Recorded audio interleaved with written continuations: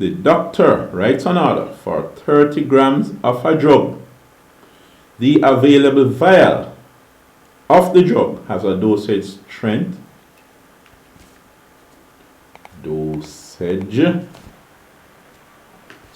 of 10 grams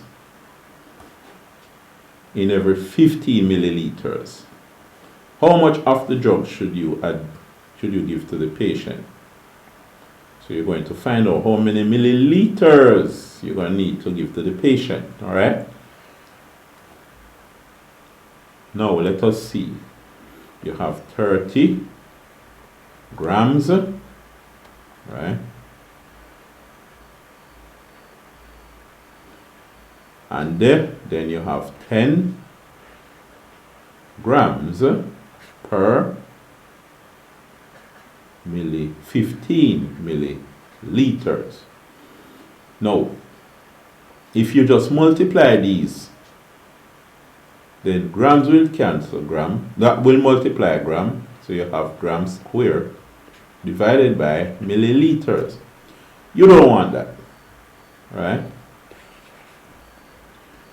Your answer, when you're finished, your answer should be in milliliters.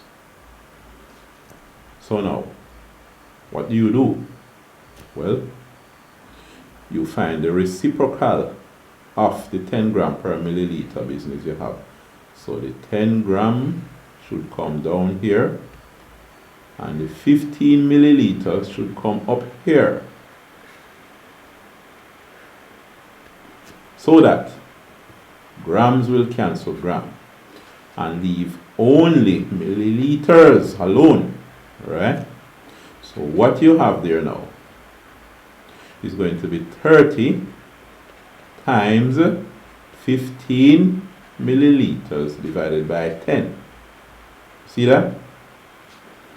Now, you say 10 down here. If you find out how many 10s are in 30, but if I rewrite it this way first, 30 by 15 over 10. If I remember, this is 30 times 1 times 30 over 1 times 15 over 10. Right? Remember, you could do your calculation very quickly now. Your cancellation. You could use a calculator and get it quickly. You could use your knowledge of fractions and get it quickly. But here, I'm looking also at dealing with this thing as fraction, right? And the concept of fraction. This is the same as writing it this way. 30 over 1 times 15, 30 divided by 1 times 15 divided by 10. You could write it this way. You could write it this way, 30 times 15 divided by 10 times 1, right? And then you could say, how many 10s are in 30? There are 3 10s in 30. So you have 3 by 15 alone. What is 3 by 15? It's 45. So you give the patient 45 milliliters, right? It's 45 milliliters. Let's think about this another way. But before we do that, so here, just a quick review. You have 30 grams, and then you also have 10 grams per 15 milliliters. You can't do it like this. You have to find the reciprocal of the 10 grams per 15 milliliters and write 15 milliliters over 10 grams. Gram cancel gram. Now 10 into 10 goes 1 time, 10 into 33. So you have 3 by 15, which is 45 milliliters. That way you call it, that's what you call dimensional analysis. Now, here, you could think about it another way.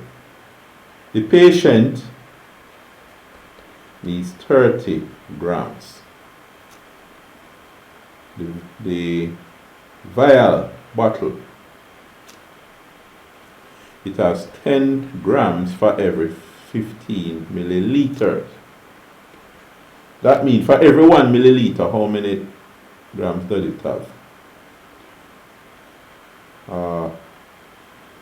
If you divide 10 by 15, 10 into 15 goes 0 point something, right?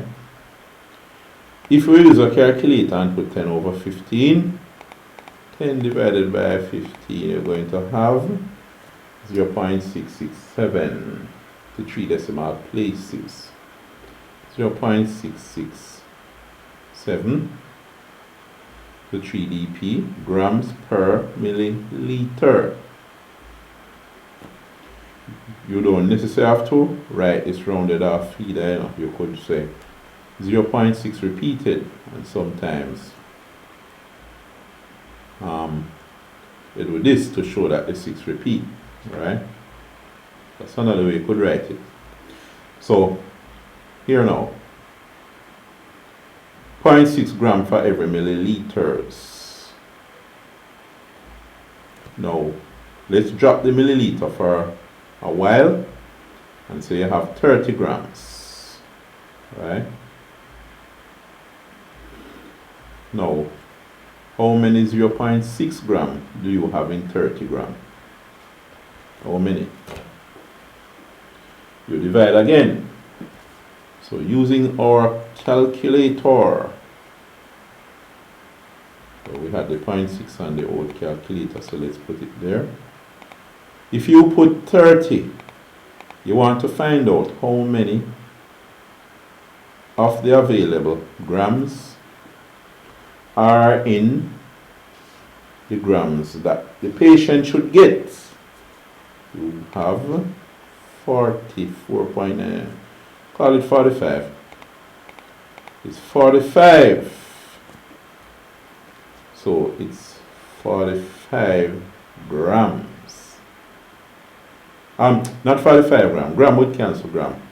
45 times more than what you have there in the bottle. And then the milliliter part, every 1 gram, every one you go is a milliliter. Because if you give 0.6, that's not enough. You give another 0.6, that's 1.2, still not enough. You give another 0.6, still not enough. The question is, how many 0.6s are you going to give to add up to the 30? So you have to divide 30 by 0.6, and you see, you would have 45 times.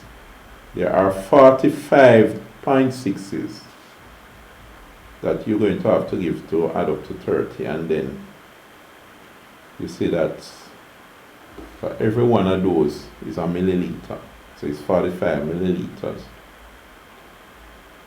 So I want you to be able to work it out in more than one ways.